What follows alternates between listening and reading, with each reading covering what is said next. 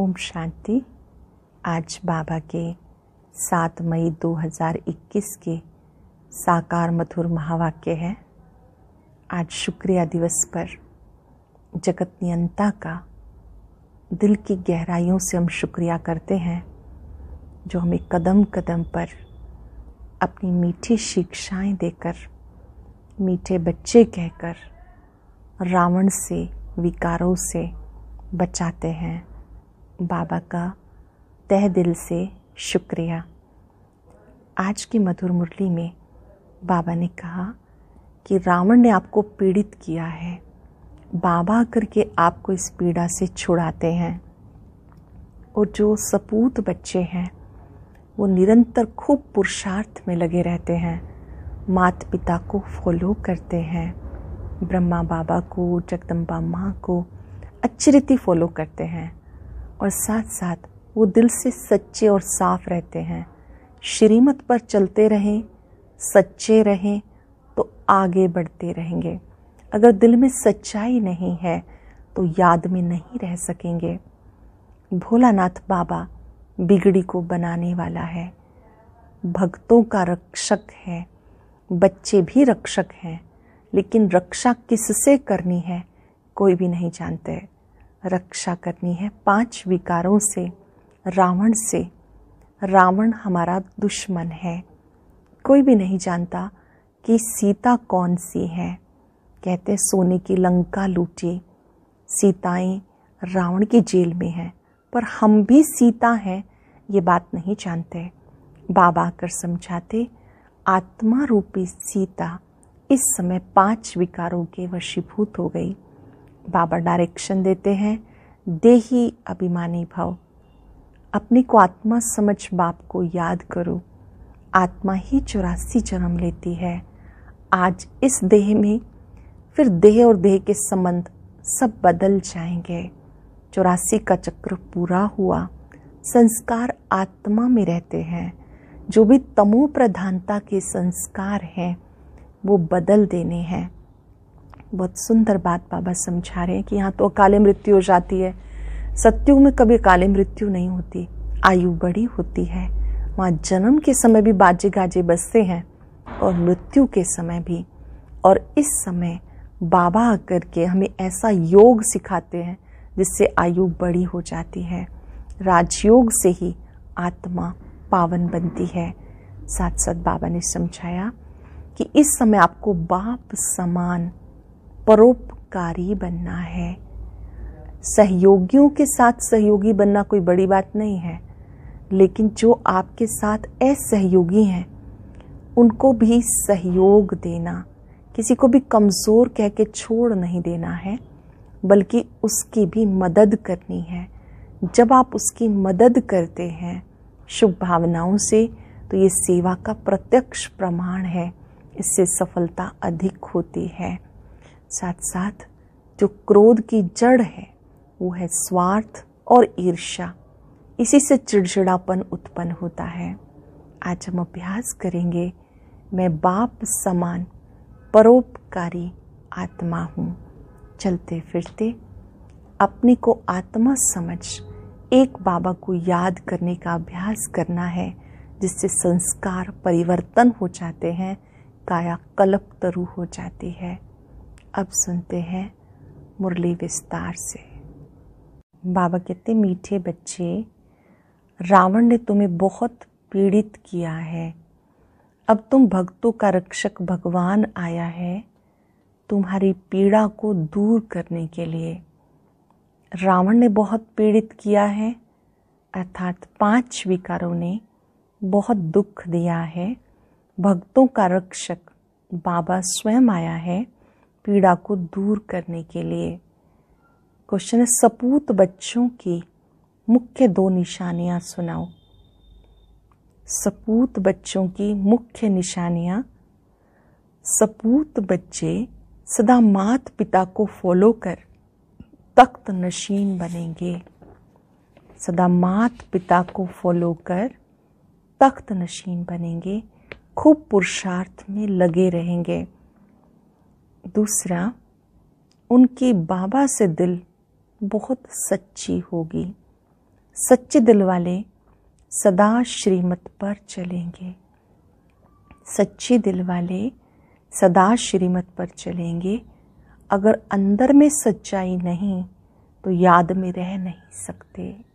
Important बात, अगर अंदर में सच्चाई नहीं तो याद में नहीं रह सकते। गीता भोलेनाथ से निराला कोई और नहीं, गौरीनाथ से निराला कोई और नहीं। ओम शांति। मीठे मीठे बच्चों ने भक्ति मार्ग का गीत सुना। भक्त इस गीत के अर्थ को नहीं जानते। तुम भगवान के बच्चे बने हो। भगवान रक्षक है भक्तों का। तुम भी रक्षक हो भक्तों के, भक्तों की रक्षा करते हो। कौन सी आफत है जो भगत रक्षा करने के लिए भगवान को बुलाते हैं। भक्तों को रावण का बहुत दुख है। रावण संप्रदाय पीड़ित है दुखों से, तो भोलानाथ को याद करते हैं। वो है रावण संप्रदाय, यह है राम संप्रदाय। भक्तों को ये पता ही नहीं कि हमारा रक्षक कौन है।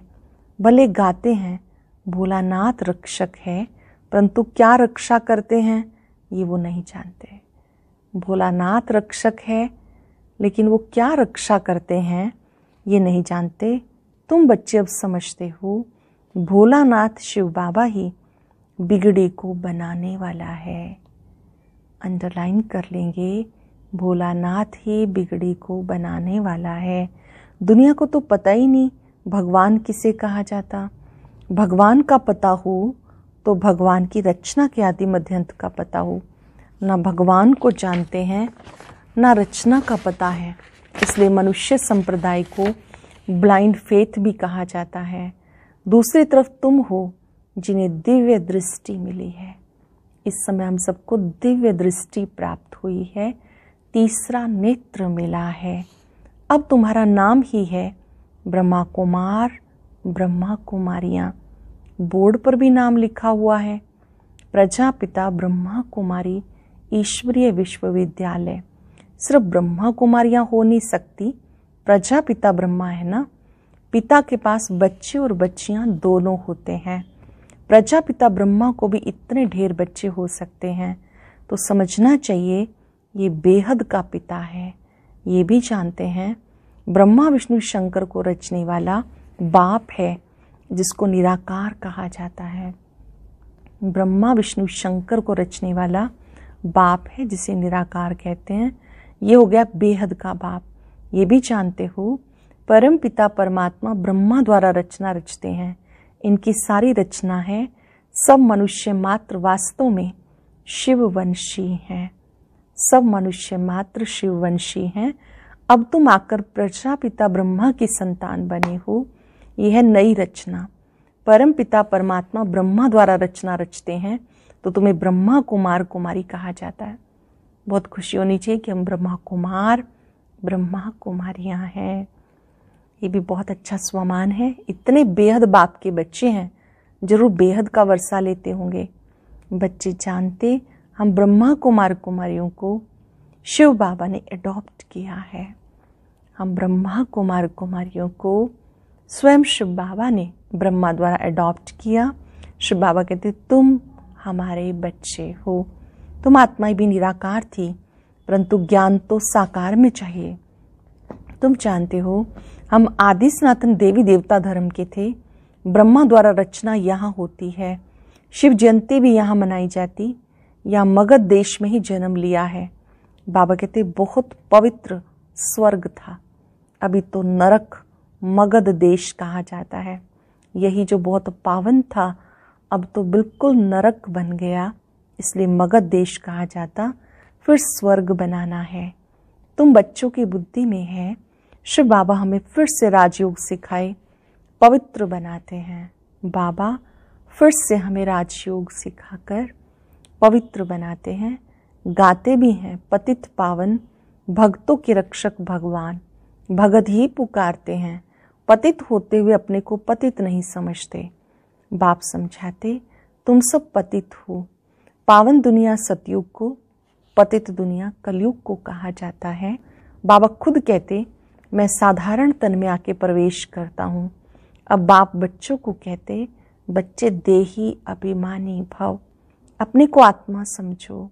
देह विनाशी है, आत्मा अविनाशी है। अच्छे से अनुभव करेंगे इस चीज को। देह विनाशी है, 5 तत्वों में विलीन होने वाली है। आत्मा अविनाशी है। आत्मा को ही 84 जन्म लेने पड़ते हैं, ना कि देह को। देह तो बदलती रहती है, फिर दूसरे मित्र संबंधी मिलते हैं। अब आत्मा को बेहद के बाप से वर्षा लेना है, परम पिता परमात्मा के द्वारा। तुम ही सुनकर फिर धारण करते हो। संस्कार तुम्हारी आत्मा में है, आत्मा में ही संस्कार रहते हैं। ऐसे नहीं कि शरीर के संस्कार कहेंगे, नहीं, तुम्हारी आत्मा के संस्कार तमो प्रधान है, उसको अब चेंज करना है। काया कल्पतरु कहा जाता, काया कल्प वृक्ष समान बनती है, आयु भी बड़ी रहती है। जानते हो, यहाँ तो आयु बहुत छोटी रहती है।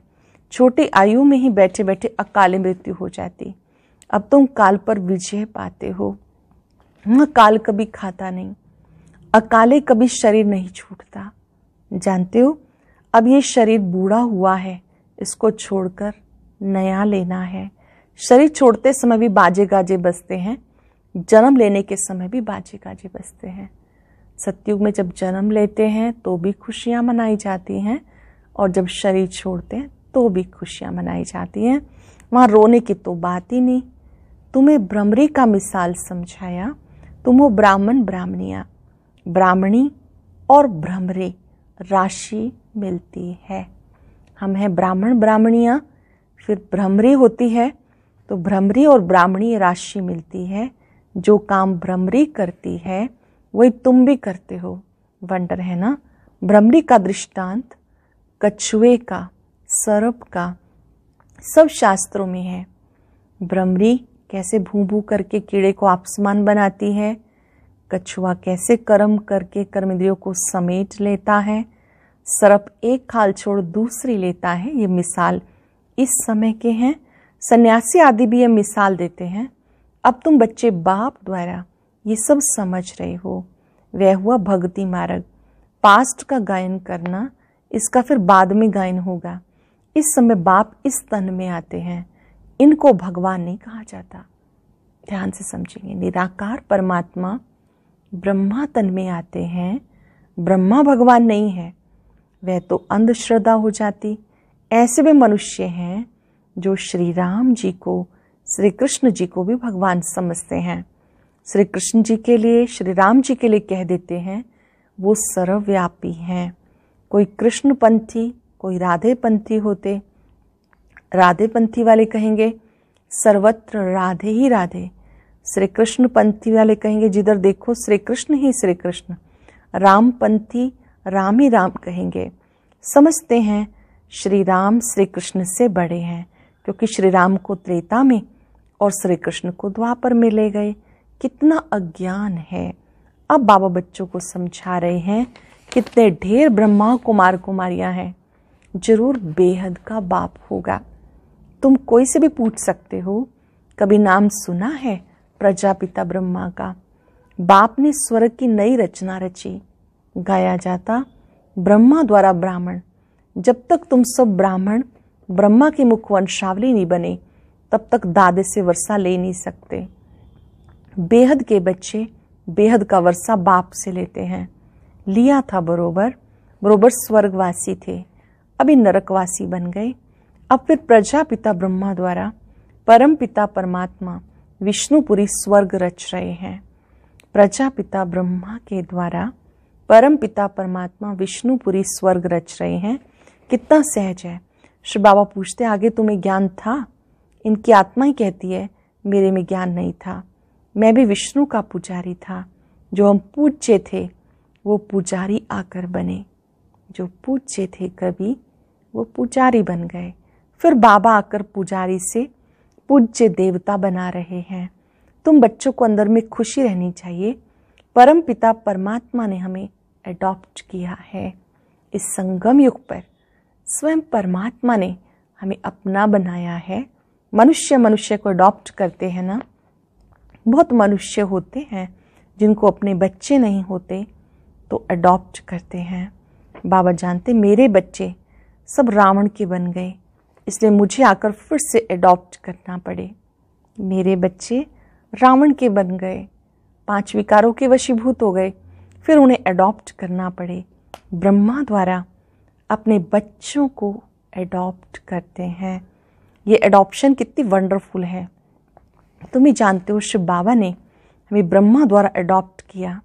शिव बाबा कहते मैंने तुम बच्चों को एडॉप्ट किया तुम्हें बेहद सुख का वर्षा देने के लिए।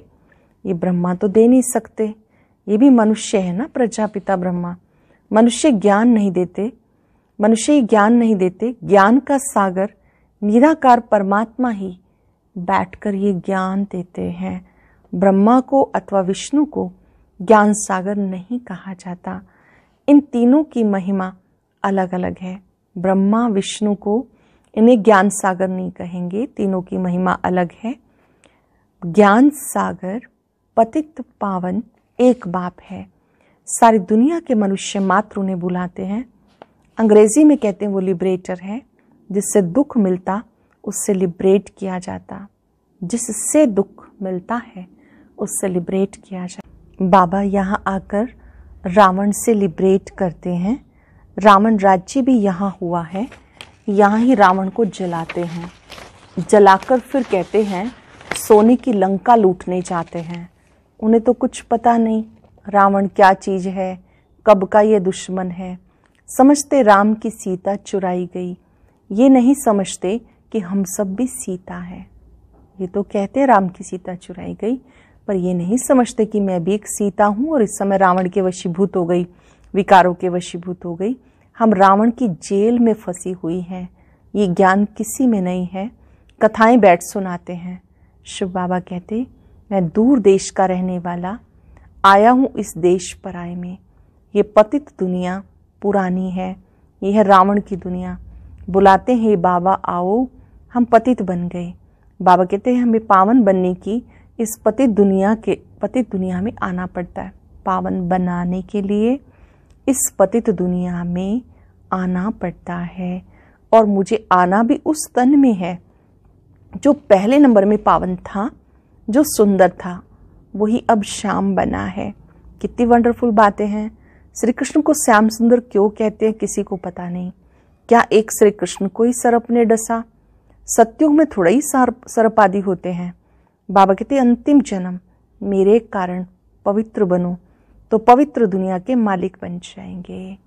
ये अंतिम जन्म 84वें जन्म में मेरे खातिर पावन बनो तो पवित्र दुनिया के मालिक बन जाएंगे। सिर्फ मुझे याद करो और पावन बनो। अल्लाह को याद करो तो बेबादशाही तुम्हारी है। अल्लाह को याद करने से, अल्लाह को याद करने से बेबादशाही तुम्हारी है।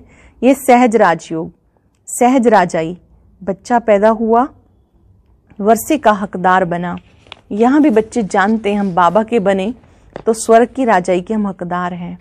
बाबा कहते सतो प्रधान से तुम तमो प्रधान बन गए, फिर सतो प्रधान बनना है। योग और ज्ञान सिखाने में 1 सेकंड लगता है। योग और ज्ञान सिखाने में 1 सेकंड, निश्चय का ही 1 सेकंड होता है।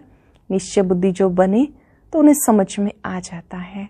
बच्चा पैदा हुआ, वारिस निश्चय किया, तुम बाबा के बने हो तो राजधानी का वर्षा तुम्हारा है। परंतु राजा रानी सब तो नहीं बनेंगे। यह राजयोग। राजा रानी, प्रजा, साहूकार, गरीब सब चाहिए। इसलिए रुद्रमाला भी बनी हुई है जो भक्ति मार्ग में जपते हैं। तुम जानते हम राजयोग सीखने आए हैं। माता पिता को फॉलो कर पहले सूर्यवंशी चंद्रवंशी बनेंगे। माता पिता को फॉलो करके पहले हम सूर्यवंशी चंद्रवंशी बनेंगे। सपूत बच्चे वो जो माता पिता को फॉलो कर तख्त नशीन बने। पुरुषार्थ खूब करना चाहिए। बाबा कहते मुझे याद करो तो करते नहीं, श्रीमत पर चलते नहीं, अंदर सच्चाई नहीं। दिल सच्ची हो तो श्रीमत पर चलते, बाबा को याद करते रहें। दिल सच्ची हो तो श्रीमत पर चलते रहें, बाबा को याद करते रहें। श्रीमत पर तुम्हें दादे से वर्षा मिलता। ब्रह्मा स्वर्ग का वर्षा दे नहीं सकते। दादे की कमाई पर पोतरे का हक रहता है। बाप की कमाई के बच्चे भागीदार बनते हैं तो हकदार हैं। यहाँ तुम्हें शिव बाबा से वर्षा मिलता, ज्ञान रतन बाबा से मिलते हैं, ये तुम जानते हो। हम ब्राह्मण ही सो देवी देवता बनेंगे। ज्ञान रतन बाबा से मिल रहे हैं, ब्राह्मण ही सो देवी देवता बनेंगे। जगदम्बा कौन है? बाबा समझाते, ये ब्राह्मणी थी, ज्ञान ज्ञानेश्वरी थी, फिर राज राजेश्वरी बनती है। पहली बात कि ब्राह्मणी थी, अर्थात पक्का निश्चय बुद्धि बाबा का बच्चा बनी, वही ब्राह्मणी बनकर फिर ज्ञान ज्ञानेश्वरी, फिर राज राजेश्वरी।